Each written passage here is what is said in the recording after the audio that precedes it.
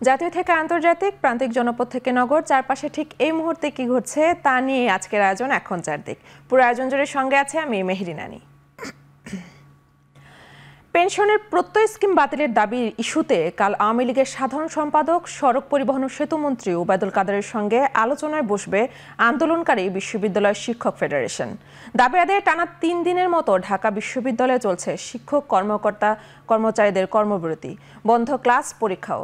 সর্বজনীন পেনশনের প্রত্যয় স্কিমকে বৈষম্যমূলক আখ্যা দিয়ে এটি প্রত্যাহার দাবিতে ১ জুলাই থেকে দাবি আদায় না হওয়া পর্যন্ত এই আন্দোলন চালিয়ে যাওয়ার ঘোষণা তাদের। বিশ্ববিদ্যালয়ের শ্রেণীকক্ষ, লাইব্রেরি সবখানে তালা ঝুলছে। এদিকে অর্থমন্ত্রীর দেয়া বক্তব্য এবং জাতীয় পেনশন কর্তৃপক্ষের বিবৃতিকে প্রত্যাখ্যান করেছে বাংলাদেশ বিশ্ববিদ্যালয় শিক্ষক সমিতি ফেডারেশন। আর দ্রুত স্কিম বাতিল না করলে ঢাকা বিশ্ববিদ্যালয় অচল করে দেওয়ার হুঁশিয়ারি দিলেন বিশ্ববিদ্যালয়ের কর্মচারীরা। প্রত্যয় স্কিম প্রত্যাহার করতে হবে। ২ নম্বর হলো যে আমাদের যে সুপার গেটটি ২০১৫ সালে আমাদের দেওয়ার কথা ছিল, সে সিদ্ধান্ত হয়েছে সেটা দিতে হবে। আর আমরা স্বতন্ত্র বেতন স্কেল চাচ্ছি। যদি প্রত্যয় স্কিম প্রত্যাহার করে স্বতন্ত্র বেতন স্কেল করা হয় তাহলে তো এক জায়গায় চলে আসতো দুইটা মিলে। এটা হলো আমাদের মূল দাবি। সরকারি চাকরিতে কোটা বাতিলের দাবিতে শাহবাগ মোড়ে অবস্থান কর্মসূচি পালন করছে বৈষম্য বিরোধী ছাত্র আন্দোলন। দুপুরে ঢাকা বিশ্ববিদ্যালয়ের কেন্দ্রীয় লাইব্রেরির সামনে থেকে বিক্ষোভ শুরু করে নীলক্ষেত, টিএসসি, হাইকোর্ট মোড় থেকে শাহবাগ মোড়ে আসেন শিক্ষার্থীরা। এ সময় আন্দোলনকারীরা 4টি দাবি উত্থাপন করেন। 2018 সালে কোটা বাতিল করে দেওয়া প্রজ্ঞাপন হাইকোর্ট কর্তৃক অবৈধ ঘোষণার প্রতিবাদে ও প্রজ্ঞাপন পুনর্বহাল এবং কোটা পদ্ধতি বাতিল করে মেধার ভিত্তিতে চাকরিতে নিয়োগের দাবি করেন তারা। 2018 সাল পর্যন্ত বাংলাদেশের সরকারি চাকরিতে 56% কোটা বহাল ছিল। পরবর্তীতে ছাত্র অধিকার সংরক্ষণ পরিষদের ব্যানারে আন্দোলনে নামেন সারা দেশের শিক্ষার্থীরা। এরপর আন্দোলনের পরিপ্রেক্ষিতে সরকারি চাকরিতে কোটা বাতিল করে পরিপত্র জারি করে জনপ্রশাসন মন্ত্রণালয়।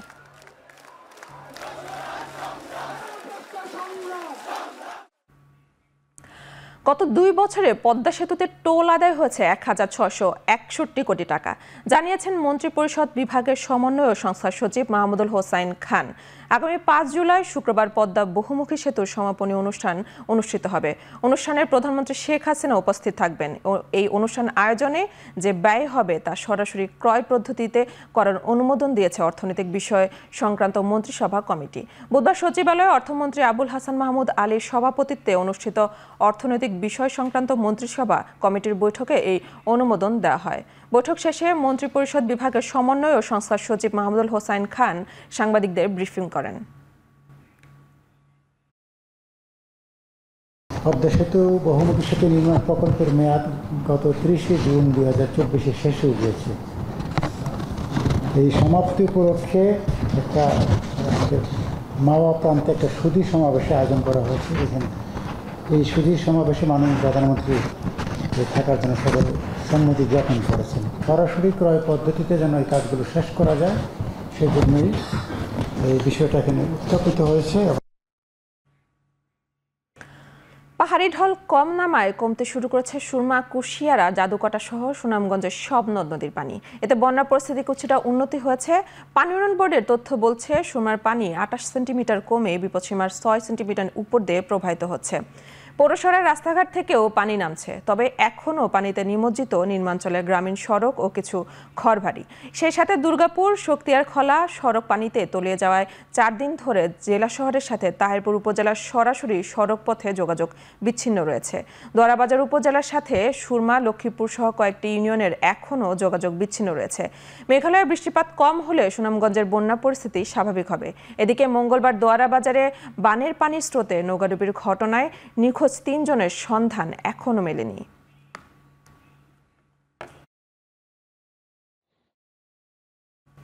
এদিকে সিলেট, সুনামগঞ্জ, মৌলভীবাজার সহ বন্যা কবলিত 5 জেলার জন্য 2 কোটি টাকা বরাদ্দ দিয়েছে সরকার।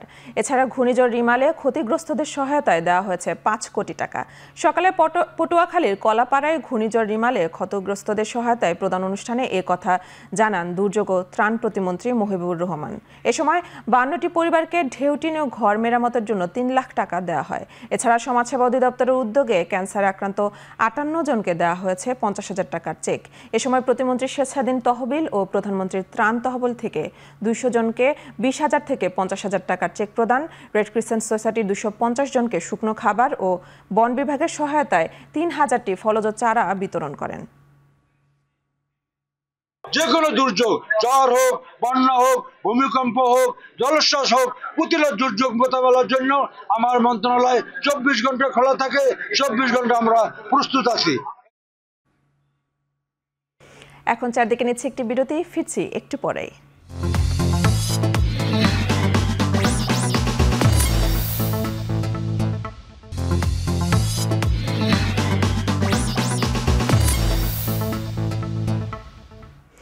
বিরতির পর ফিরে এলাম, আপনারা দেখছেন এখন চারদিক। ডিমের দাম নিয়ন্ত্রণে চট্টগ্রাম, বরিশাল ও খুলনায় বাজারে অভিযান চালিয়েছে ভোক্তা অধিকার সংরক্ষণ অধিদপ্তর। এ সময় 3 জেলায় কয়েকজন ব্যবসায়ীকে 80,000 টাকা জরিমানা করা হয়। মধ্যস্বত্বভোগী ও পাইকারি ব্যবসায়ীদের কারসাজি ঠেকাতে দুপুরে চট্টগ্রামের পাহাড়তলী বাজারে শুরু হয় অভিযান। এ সময় সঠিকভাবে ক্রয় বিক্রয় রসিদ সংরক্ষণ না করায় 2 আড়তদারকে 30,000 টাকা জরিমানা করা হয়। বরিশালের হাটখোলা এলাকার আর খান মাল্টিপারপাস কোল্ড স্টোরেজে প্রায় 2.5 লাখ ডিম মজুত রাখার অভিযোগে 6 ব্যবসায়ীকে জরিমানা করা হয় 40,000 টাকা। মজুত এসব ডিমের দাম আনুমানিক প্রায় 30 লাখ টাকা। এ সময় 2 দিনের মধ্যে ডিম বিক্রি করে ফেলার নির্দেশ দেয় ভোক্তা অধিকার। এদিকে খুলনা নগরীর গল্লামারী বাজারে অভিযান চালায় ভোক্তা অধিকার। ডিমের দাম সর্বোচ্চ 12 টাকা বিক্রি করার কথা থাকলেও খুলনার বিভিন্ন বাজারে তা বিক্রি হচ্ছে 13 থেকে 15 টাকায়। বাড়তি দাম নেওয়া সহ মূল্য তালিকা না থাকায় এক দোকানিকে জরিমানা করা হয় 10,000 টাকা। যেহেতু আপনার কত দামে কেনা সেটা উল্লেখ নেই, তাহলে আমাদের যাচাই করতে সমস্যা হচ্ছে। সেই বিষয়টা আমরা এনশিওর করতে বলেছি, তারা যেন ক্রয় ভাউচারে পার ডিম কত টাকায় কেনা সেটা উল্লেখ করেন, সেই বিষয়ে আমরা দিক নির্দেশনা দিয়েছি। কোল্ড স্টোরেজে ডিম সংরক্ষণ করা যাবে না এবং যে সকল ব্যবসায়ীরা এখানে ডিম সংরক্ষণ করেছেন সেই সব ব্যবসায়ীদের আমরা এখানে 6 জন ব্যবসায়ী পেয়েছি এবং তাদেরকে 5,000 টাকা করে, 6 জনকে 30,000 টাকা জরিমানা করা হয়েছে। পাটের তৈরি সোনালী ব্যাগ বাণিজ্যিকভাবে বাজারজাত করার আগে বাজারে বহুল ব্যবহৃত পলিথিন ব্যাগ নিষিদ্ধ করা হবে বলে জানিয়েছেন বস্ত্র ও পাটমন্ত্রী জাহাঙ্গীর কবির নানক। দুপুরে সচিবালয়ে সাংবাদিকদের মন্ত্রী বলেন, ভর্তুকি দিয়ে হলেও পাট পণ্য মানুষের হাতে পৌঁছে দেওয়া হবে। পাট রপ্তানির ব্যাপারে আমাদের দেশে পাট উৎপাদন আরো বাড়াতে হবে। আমরা তার জন্য যার পণ্যাই আমরা চেষ্টা করছি পাট উৎপাদন বাড়ানোর জন্য। পাটজাত পণ্য উৎপাদনকারীদেরকে সরকার ভর্তুকি দিবেন। পাট এবং পাটজাত পণ্য বিদেশে রপ্তানির মধ্য দিয়ে আমরা দেশের জন্য একটি আশাতীত সাফল্য অর্জন করতে পারব। মানব জীবনের অন্যতম প্রধান শত্রু পলিথিনকে পরিহার করা। এই পরিহার করতে হলে পলিথিনের বিকল্প একটি ব্যাগ মানুষের হাতে তুলে দিতে হবে এবং তার প্রস্তুতি নিয়েই পলিথিনকে বন্ধ করতে হবে। এদিকে নির্মাণের প্রায় 2 বছর পর শেখ কামাল আইটি বিজনেস ইনকিউবেটরের দায়িত্বভার গ্রহণ করল চট্টগ্রাম প্রকৌশল ও প্রযুক্তি বিশ্ববিদ্যালয়। দুপুরে আনুষ্ঠানিকভাবে বাংলাদেশ হাইটেক পার্কের ম্যানেজিং ডিরেক্টর GSM জাফরুল্লাহ এই ইনকিউবেটরের দায়িত্ব চুয়েটের উপাচার্যের কাছে হস্তান্তর করেন। বর্তমানে দেশের 20টি প্রতিষ্ঠান এই ইনকিউবেটরে কাজ করছে, তবে এখনও এটি পরিচালনায় দক্ষ জনবল ও অন্যান্য লজিস্টিক সাপোর্টের অভাব রয়েছে। আগামী 5 বছরের মধ্যে এসব অভাব দূর করে প্রতিষ্ঠানটি সফলতার মুখ দেখবে বলে আশা চুয়েট কর্তৃপক্ষের। 113 কোটি টাকা ব্যয়ে বাংলাদেশ হাইটেক পার্কের উদ্যোগে নির্মিত এই ইনকিউবেটরে প্রজেক্টের অধীনে 1500 জনের 2টি ট্রেনিং চলমান রয়েছে। বাংলাদেশ হাইটেক পার্ক অথরিটি সারা বাংলাদেশে প্রায় 92টি আমাদের হাইটেক পার্ক নির্মাণ করছে। এর মধ্যে প্রায় 20টির মতো নির্মাণ কাজ শেষ হয়ে গেছে। চুয়েট থেকে পাশ করা কিন্তু ইয়াং ছেলে মেয়ে তারাই কিন্তু কাজ করতেছে। আজকে দেখে খুশি হয়েছি যে তারা বিভিন্ন ধরনের ড্রোন নির্মাণ করতেছে, কিন্তু তারা তো এইগুলি ভবিষ্যৎ বাংলাদেশে, আমাদের স্মার্ট বাংলাদেশে আমরা যাব। আর্টিফিশিয়াল ইন্টেলিজেন্স, তারপরে ইনোভেশন ল্যাব, এই জাতীয় যেগুলো ল্যাব আছে সেইগুলোকে আরও সমৃদ্ধ করতে হবে। আরও নতুন নতুন হাই কনফিগারেশনের কম্পিউটার যদি সংযোজন করতে পারি তাহলে আমি মনে করি এর গতিবেগ আরও বেড়ে যাবে। ওয়ারী থানার পুরো এলাকা সিসিটিভির আওতায় আনা হবে। জনভোগান্তি ও অপরাধ কমাতে সিটি কর্পোরেশন সহ সকল সরকারি ও বেসরকারি দপ্তরের সমন্বয় প্রয়োজন। সকালে ওয়ারী থানা আয়োজিত আইন শৃঙ্খলা সমন্বয় সভায় একথা বলেন ওয়ারী জোনের অতিরিক্ত উপপুলিশ কমিশনার SM শামীম। এ সময় স্থানীয় কাউন্সিলর, গণমাধ্যম কর্মী, ব্যবসায়ী, ফায়ার সার্ভিস সহ বিভিন্ন সরকারি দপ্তরের প্রতিনিধিরা উপস্থিত ছিলেন। ওয়ারী এলাকার জলাবদ্ধতা, ফুটপাত দখল সহ নানা সমস্যা তুলে ধরেন প্রতিনিধিরা। সেগুলো নিরসনের সরকারি দপ্তরগুলো কাজ করার অঙ্গীকারও করেন। সামনের বর্ষায় জলাবদ্ধতা না থাকার প্রতিশ্রুতি দেন কাউন্সিলররা। ওয়ারী থানার অফিসার ইনচার্জ জানে আলম মুন্সি বলেন, ওয়ারী এলাকার সেবার মান বাড়ানো এই আয়োজনের লক্ষ্য। এক মাসে আমি প্রায় স্যার এখানে 20 থেকে 25টা গাড়ির বিরুদ্ধে রেকারিং এবং মামলা করা হয়েছে, এবং আমি ওখানে স্যার ওপেন বলতে চাই স্যার, ওখানে যে কাউন্টার ভিত্তিক বাসগুলো আছে তাদেরকে অন্তত আমি প্রশ্রয় দিব না স্যার। কিভাবে আপনার সেবাটা দেওয়া যায়, সেবার মানটা বাড়ানো যায়, আপনাদের গুণগত টেকসই সেবা দেওয়া যায়, গুণগত সেবা দেওয়া যায়। আপনার কাজটা হইলো কিন্তু গুণগত হইলো না, আপনার সব শেষ, পরে যদি হইলো তাহলে তো আর হইলো না। আমরা কিন্তু কোনো শিক্ষা প্রতিষ্ঠানের সামনে এবং কোনো সরকারি প্রতিষ্ঠানের সামনে কোনো ফুটপাতে অবৈধ হকার বসতে দেই নাই। আমরা মোটামুটিভাবে সফল এখন পর্যন্ত, তবে কিছু কিছু জায়গায় এখনো রয়েছে, সেগুলো আমরা অনতিবিলম্বে ইনশাল্লাহ ক্লিয়ার করে দেব। বর্তমানে আম কাঁঠালের সিজন, এখন মাছির উপদ্রবটা বেশি, তো বজ্র ব্যবস্থাপনায় যদি আপনারা একটু আন্তরিক হন, অবশ্যই আন্তরিক আছেন, যদি এটা ধরে রাখেন তাহলে হয়তো আর একটু সুন্দর পরিবেশ আমরা পাবো ওয়ারীতে। আমাদের কিন্তু কর্মী বাহিনী রয়েছে, তারা কিন্তু দেখবেন বৃষ্টি হলেই তারা মাঠে নেমে যায়, এবং আমরা কিন্তু সারাক্ষণ তাদেরকে মনিটরিং করি, তাদেরকে ছবি নেই, আমরা নিজেরা সশরীরে যাই, যে আমরা কিন্তু সেই জলাবদ্ধতা নিরসন করার আপ্রাণ চেষ্টা করি।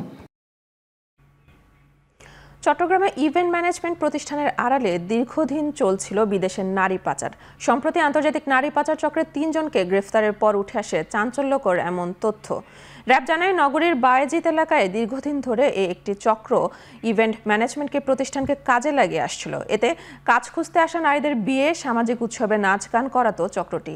এছাড়া তরুণী গার্মেন্টস কর্মীদের ভারতে পার্লারে বা পোশাক কারখানায় উচ্চ বেতনের চাকরির প্রলোভন দেখিয়ে পাসপোর্ট ও ভিসা ছাড়াই যশোর ও বেনাপোল সীমান্ত দিয়ে পাচার করে দিত। সম্প্রতি ভারত থেকে পালিয়ে আসা এক তরুণী বায়েজিদ থানায় মামলা করলে চক্রটির এক নারী সহ 2 জনকে আটক করে র্যাব। তাদের দেওয়া তথ্যে মঙ্গলবার রাতে লক্ষ্মীপুর থেকে আরও 1 জনকে গ্রেফতার করা হয়।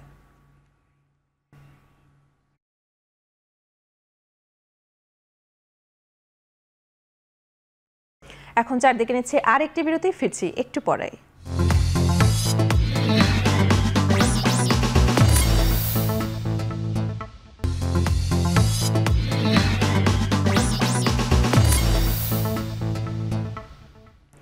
বিরতির পর ফিরে এলাম, আপনারা দেখছেন এখন চারদিক।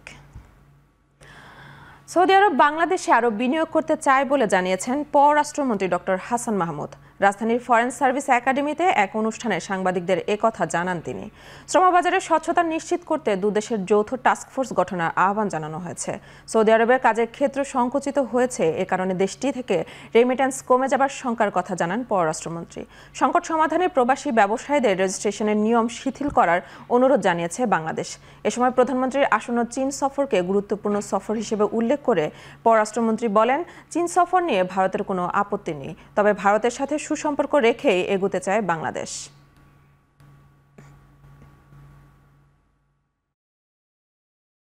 সৌদি আরব আমাদের দেশে ইনভেস্টমেন্ট করছে, আরও করতে চায়।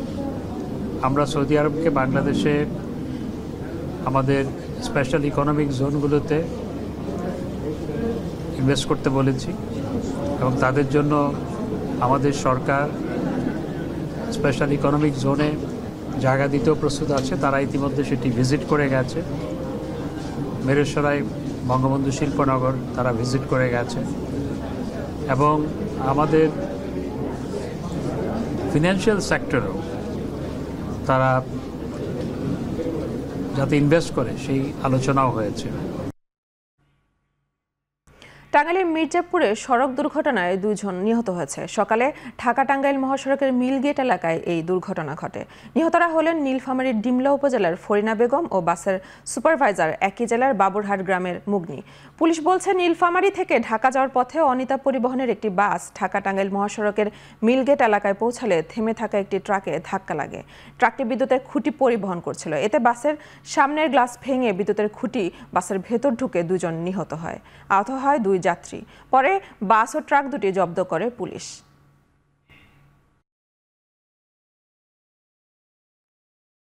ইউক্রেনকে আরও $230 কোটি সামরিক সহায়তা দেবে যুক্তরাষ্ট্র। এর মধ্যে থাকবে আকাশ প্রতিরক্ষা ব্যবস্থা আর জরুরি সমরাস্ত্র। ইউক্রেনের প্রতিরক্ষা মন্ত্রী রুস্তম উমেরভের সঙ্গে বৈঠকের পর মার্কিন প্রতিরক্ষা মন্ত্রী লয়েড অস্টিন জানান, কিয়েভের জন্য এই সামরিক সহায়তা অনুমোদন পাবে শিগগিরই। তবে বিভিন্ন সংবাদ মাধ্যমের তথ্য বলছে, ইউক্রেনকে দেওয়া হবে ক্ষেপণাস্ত্র সহ আকাশ প্রতিরক্ষা ব্যবস্থা। এখন পর্যন্ত পশ্চিমাদের দেওয়া 4টি প্যাট্রিয়ট ক্ষেপণাস্ত্র ব্যবহার করলেও কিয়েভ বলছে তাদের প্রয়োজন আরও 25টি এই সমরাস্ত্র। এদিকে 2 দেশের সংঘাতে 24 ঘন্টায় ইউক্রেনের কয়েকটি যুদ্ধবিমান ধ্বংসের দাবি করেছে রাশিয়া। চূড়ান্ত হয়ে গেল কোপা আমেরিকার কোয়ার্টার ফাইনালের 8 দল। সবশেষে দল হিসেবে শেষ 8 নিশ্চিত করেছে ব্রাজিল। এবার ব্রাজিল ছাড়াও কোয়ার্টার নিশ্চিত করে রেখেছে হট ফেভারিট আর্জেন্টিনা আর উরুগুয়ে। দুদলই সমান 15 বার করে শিরোপা উৎসবে মেতেছে। সেমিফাইনালে ওঠার লড়াই শুরু শুক্রবার। সেদিন ভোর 7টায় কোপা আমেরিকার অন্যতম সফল দল আর্জেন্টিনার মোকাবেলা করবে ইকুয়েডর। পরদিন কানাডার মুখোমুখি হবে ভেনিজুয়েলা। বাকি 2 ম্যাচ রোববার। প্রথমটিতে ইতিহাস গড়ে কোয়ার্টারে আসা পানামার বিপক্ষে মাঠে নামবে কলম্বিয়া, আর দ্বিতীয়টিতে লড়াই করবে ব্রাজিল উরুগুয়ে। শেষ হলো ইউরো রাউন্ড অফ 16। চূড়ান্ত হলো কোয়ার্টার ফাইনালের 8 দল। ইউরোপ শ্রেষ্ঠত্বের লড়াইয়ে শেষ 8-এ উঠেছে স্পেন, ফ্রান্স, জার্মানি, ইংল্যান্ড। শুক্রবার থেকে শুরু হবে ইউরোর কোয়ার্টার ফাইনাল পর্ব। প্রথম দিনেই বিগ ম্যাচ। সে ম্যাচে জার্মানির মুখোমুখি হবে স্পেন। পরদিন এমবাপ্পের ফ্রান্সের বিপক্ষে লড়াই রোনালদোর পর্তুগালের। একই দিন লড়বে ইংল্যান্ড ও সুইজারল্যান্ড। আর রোববার হবে কোয়ার্টার ফাইনালের শেষ ম্যাচ। সেদিন সেমিতে ওঠার জন্য নেদারল্যান্ডসের মুখোমুখি হবে তুর্কিয়ে।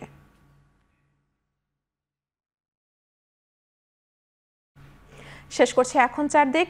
এখন টেলিভিশন ওয়েবসাইটে দেখতে ভিজিট করুন www.ekhon.tv। ফেসবুকে দেখতে ভিজিট করুন facebook.com/tv.ekhon এবং ইউটিউবে দেখতে ভিজিট করুন youtube.com/c/ekhon tv।